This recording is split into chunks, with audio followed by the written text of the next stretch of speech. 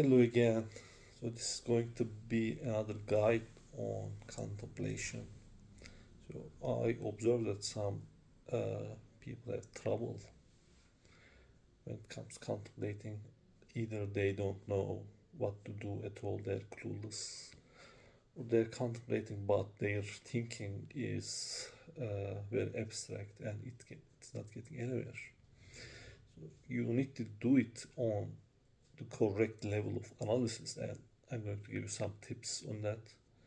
So the problem, you know, the main problem we have engaging while engaging with the world is we are too absorbed in particularities of the experience. So we want to instead get back on more fundamental layers.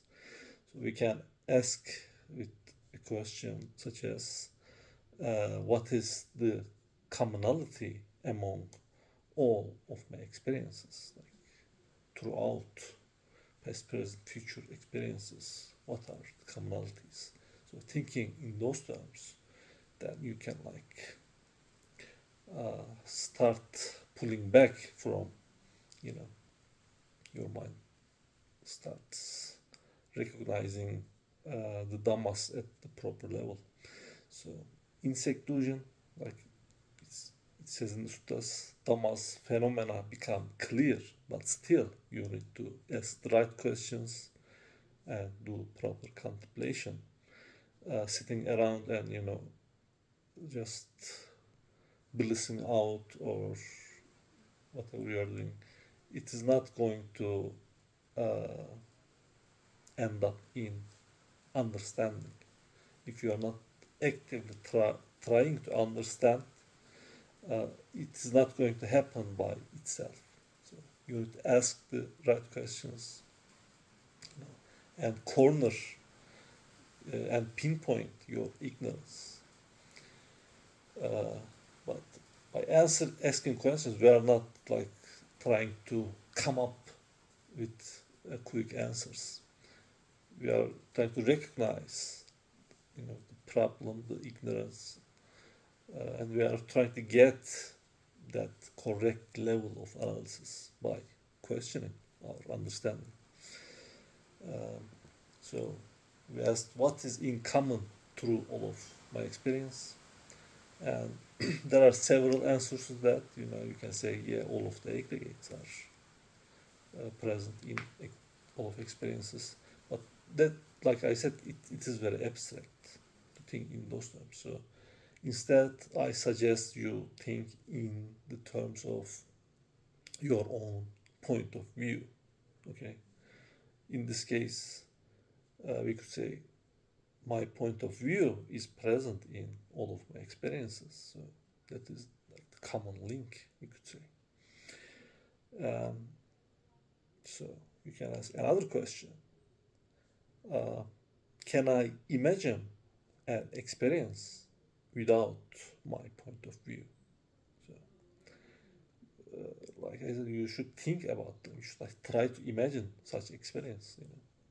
Imagine a world without your point of view present.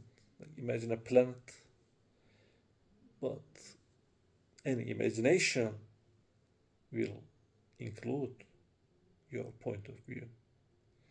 So you contemplate this for a while, and you will recognize the inescapability of your own point of view.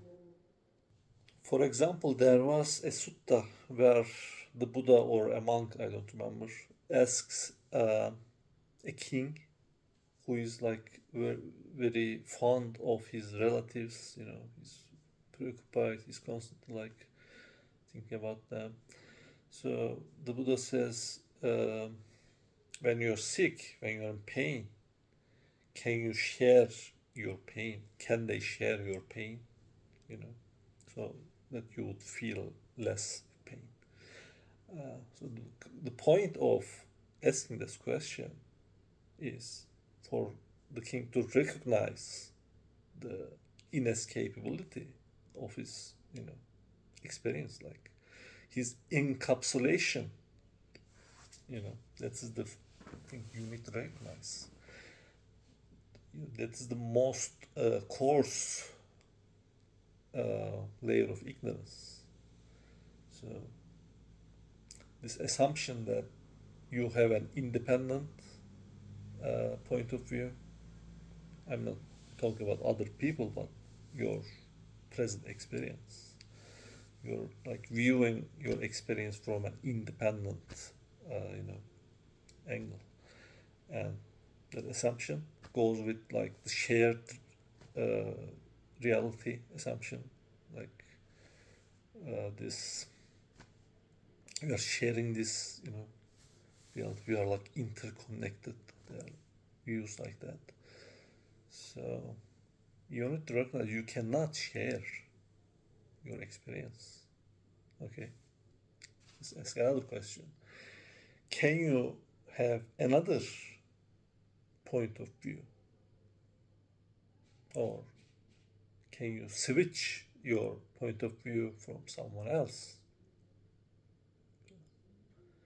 The answers are no. No matter uh, how much you think about it, it's like inescapable. So recognizing that, still you can go in wrong directions. You can like overly mystify that, like they do with the idea of this Brahma. It's like ultimate reality is the consciousness, and everything else is like not real or something. But again, you need to see dependence on both ways. Okay, you cannot have an experience without your point of view, but can you have your point of view without any experience?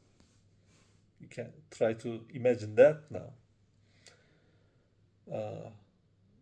or try to remember in an instance of not having any experience, but still having your point of view. Any experience, any imagination, like even the experience of nothingness is still an experience which involves your point of view. So the more you contemplate and think about, the more it will, the reality of inescapability of it will sink in. Okay, that's what we are trying to do here. We are not trying to find an intellectual answer. We are trying to like ingrain that reality into our, you know, attitudes, underlying tendencies, our being. You know, we're trying to like reprogram our whole existence, or attitude, existential attitude. So this is like the seeing the both ends of phenomena. It cannot uh, happen without your point of view, and you cannot have a point of view without an experience being present. So seeing these both ends will not uh, leave a place for unwholesome. So seeing this uh, will make, unwholesome uh, understanding why unwholesome is unwholesome is seeing through that.